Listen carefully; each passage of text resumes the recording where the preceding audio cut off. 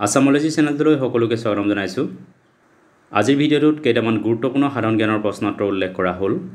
এই প্ৰশ্নোত্তৰকেইটা বিভিন্ন প্ৰতিযোগিতামূলক পৰীক্ষাৰ কাৰণে খুবেই জৰুৰী।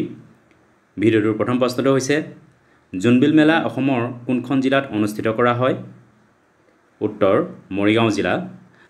মৰিগাঁও জিলাৰ জাগিৰোড নামৰ ঠাইখনৰ ওচৰত জোনবিল মেলা অনুষ্ঠিত কৰা হয়। অসমৰ এক পৰম্পৰাগত খাদ্য হুৰুম কি চাউলৰ পৰা প্ৰস্তুত কৰা হয়? উত্তৰ বৰা চাউল।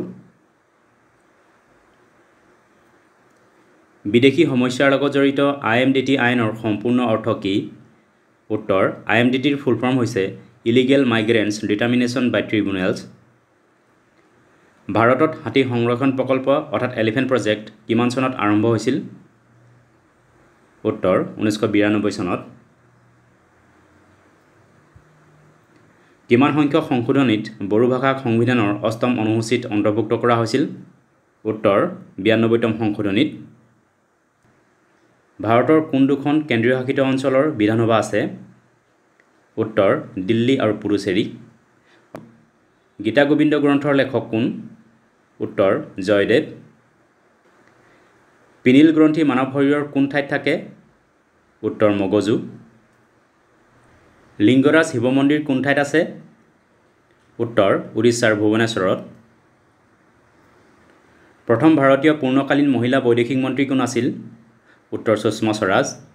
সুষমা স্বৰাজৰ পূৰ্বে ইন্দিৰা গান্ধীয়ে বৈদেশিক মন্ত্ৰীৰ কাৰ্যভাৰ গ্ৰহণ কৰিছিল যদিও সেই সময়ত তেওঁ প্ৰধানমন্ত্ৰীও আছিল আৰু বৈদেশিক মন্ত্ৰী হিচাপে ইন্দিৰা গান্ধীৰ কাৰ্যকাল আছিল 1.5 বছৰ, কিন্তু 5 বছৰ পূৰ্ণ কাৰ্যকাল সম্পূৰ্ণ কৰা প্ৰথমগৰাকী ভাৰতীয় মহিলা বৈদেশিক মন্ত্ৰী হৈছে সুষমা স্বৰাজ।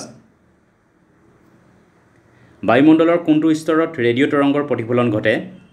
উত্তৰ আয়ন স্তৰ। পৃথিৱীৰ গাতে লাগি থকা বায়ুমণ্ডলৰ প্ৰথমটো স্তৰ হৈছে ট্ৰপ'স্ফিয়াৰ। ভাৰতীয় জাতীয় কংগ্ৰেছ প্ৰথম কেতিয়া বিভাজিত হৈছিল? উত্তৰ 1907 চনত। 1907 চনৰ সেইবাৰৰ অধিৱেশন হৈছিল গুজৰাটৰ চুৰটত। এই চুৰট অধিৱেশনতেই ভাৰতীয় জাতীয় কংগ্ৰেছ দুটা গোটত বিভক্ত হৈছিল। এটা গোট আছিল এক্সট্ৰিমিষ্ট আৰু আনটো গোট আছিল মডাৰেট। ইছৰোৰ বৰ্তমান অধ্যক্ষ কোন? উত্তৰ ভি নাৰায়ণন। ইছৰোৰ ফুল ফৰ্ম হৈছে ইণ্ডিয়ান স্পেচ ৰিচাৰ্চ অৰ্গেনাইজেশ্যন।